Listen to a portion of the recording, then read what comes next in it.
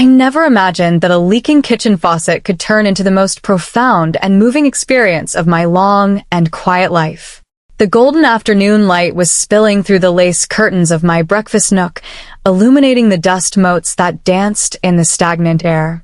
The smell of peppermint tea and old paper always filled my kitchen, but that day it was joined by the rhythmic, heavy drip of water.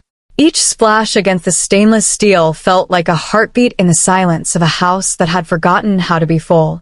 It was a small and mundane problem, yet it led me toward a moment that I will carry with me until the very end. Don't forget to subscribe, leave a like, and write in the comments which city you are listening from. It means a great deal to us. I am 72 years old now, and I have lived in this house for over 4 decades, though the last 9 years have been spent in a solitude I never planned for. After my husband Arthur passed away, the rooms seemed to grow larger and the ceilings higher, as if the house itself were stretching out to fill the void he left behind. My daily routine is a gentle, predictable sequence of tending to the roses, reading in my green armchair, and listening to the soft creak of the 3rd floorboard by the stove. I have grown accustomed to the quiet companionship of my own thoughts and the way the afternoon light moves across the floral carpet. However, the steady leak beneath the sink had become a flood that my aging hands could no longer tighten or ignore. I finally found a weathered business card in the back of a kitchen drawer and made the call, my voice sounding strange to my own ears after a morning of silence. I waited by the window, watching the street until a white truck pulled into the driveway, and I felt a sudden, fluttering nervousness as I reached for the handle to open the door. The man who stood on my porch appeared to be in his late 60s, carrying a heavy leather tool bag with a quiet, practiced ease. He introduced himself as David, and his voice was a soft, low rumble that seemed to settle the air in the entryway immediately. He was not a man of many words, but his physical demeanor was incredibly calm and unhurried, which made me feel an instant sense of trust. I noticed the steadiness of his hands as he set his bag down, and his hazel eyes held a warmth that suggested he saw more than just a broken pipe.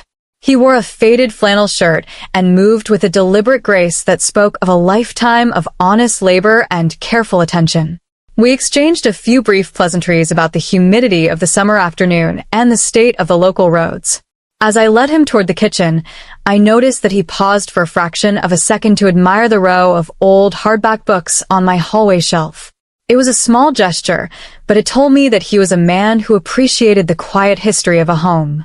He set to work beneath the sink, and the kitchen suddenly felt much smaller and more intimate with another person occupying the space. I found myself standing at the counter, much closer than I had intended, watching the rhythmic movement of his shoulders as he worked. The room was filled with the metallic clink of his wrench and the sound of his steady, rhythmic breathing which felt strangely comforting. I could smell the faint scent of cedar wood and rain on his jacket, a masculine scent that I had not realized I missed so deeply. To keep my hands busy, I began the domestic ritual of brewing a fresh pot of tea, moving carefully around his outstretched legs. I straightened the magnets on the refrigerator and folded a dish towel, trying to process the unusual feeling of not being alone in my own sanctuary. He didn't seem to mind my presence, and he never once rushed his movements or grew frustrated with the stubborn copper pipes. The vibration of his tools traveled through the floorboards and into the soles of my feet, making me feel grounded in a way I hadn't felt in years. I watched the way his silver hair caught the light from the window, and for a moment, the heavy mantle of my loneliness seemed to lift just a little. When the work reached a natural stopping point, David sat back on his heels and wiped his forehead with a clean handkerchief. He looked up at me and asked a gentle question about the age of the house and how long I had been looking after it. I found myself answering him with an honesty that surprised me, speaking of Arthur and the many years we had spent painting these walls together. I told him how the house felt like a museum of a life that had moved on, and he listened with a stillness that was both rare and deeply moving. He shared then that he had moved back to this valley 3 years ago after losing his wife to a long illness that had left him feeling adrift. He spoke of his own quiet grief, not as a tragedy to be pitied, but as a simple fact of his current existence. We stood there in the fading light, Two strangers recognizing a shared landscape of memory and the hollow spaces left by those we loved. He looked at the repaired pipe and then back at me, saying that sometimes the hardest leaks to fix are the ones you cannot see from the outside. I paused with a tea tin in my hand, the weight of his words sinking into my chest like a stone in a still pond. We were no longer talking about plumbing, we were talking about the slow, silent ways a heart can break and the patience it takes to keep going. A sudden roll of thunder echoed through the valley, and within minutes, a heavy summer rain began to lash against the kitchen window panes. David noticed that my porch light was flickering in the wind, and he offered to take a look at it once the downpour subsided. I found myself inviting him to stay for a cup of tea and a bowl of the vegetable soup I had simmering on the stove, not wanting the connection to end. We sat at the old oak table together, the steam from our mugs rising between us in the dimming light of the afternoon. The shared domestic ritual of sitting at the same table and looking out at the same rain-blurred garden made the kitchen feel like a different world. Time began to move differently, feeling both longer because of the depth of our conversation and shorter because of the ease of his presence.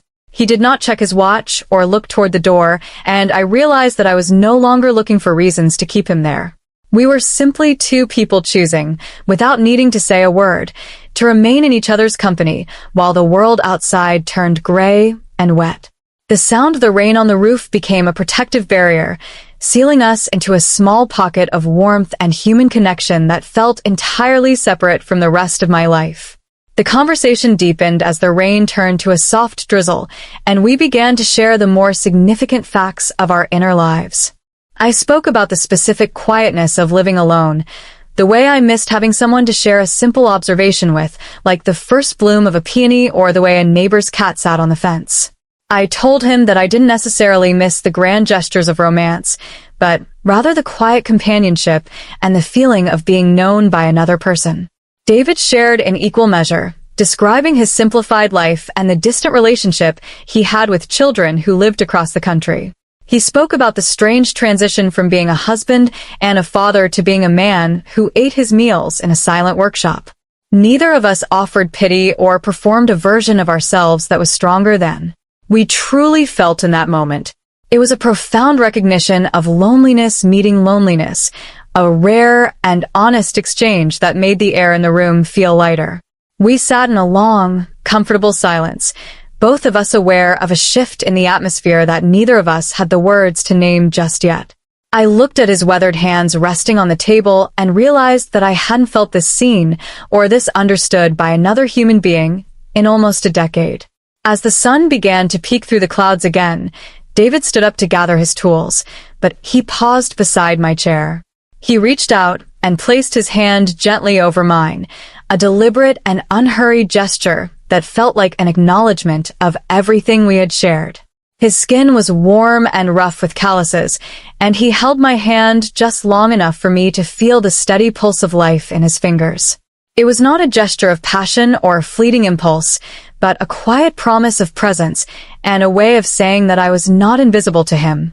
I did not pull away or try to explain the sudden warmth that flooded my chest. I simply allowed myself to be held in that small, significant moment. The physical sensation was grounded and real, a reminder that my body and my heart were still capable of feeling a connection to the world. In that moment of quiet contact, I realized that for the first time since Arthur died, I was truly being seen by another person.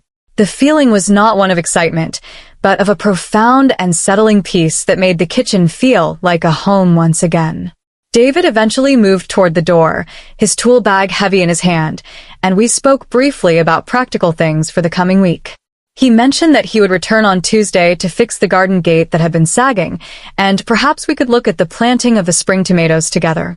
I watched him walk down the driveway and climb into his white truck, the sound of the engine a familiar and welcome departure. I stood in the center of my kitchen long after the door had closed and his truck had vanished around the bend in the road. I looked at the faucet he had come to fix, seeing it now as a silent witness to the change that had occurred within my own heart. The drip was gone, and the silence that remained was no longer heavy or oppressive, but full of a quiet, lingering hope. Something in the house and something deep within me had been repaired in a way that had nothing to do with pipes or wrenches. Life does not stop surprising you. It only changes the way it knocks on your door.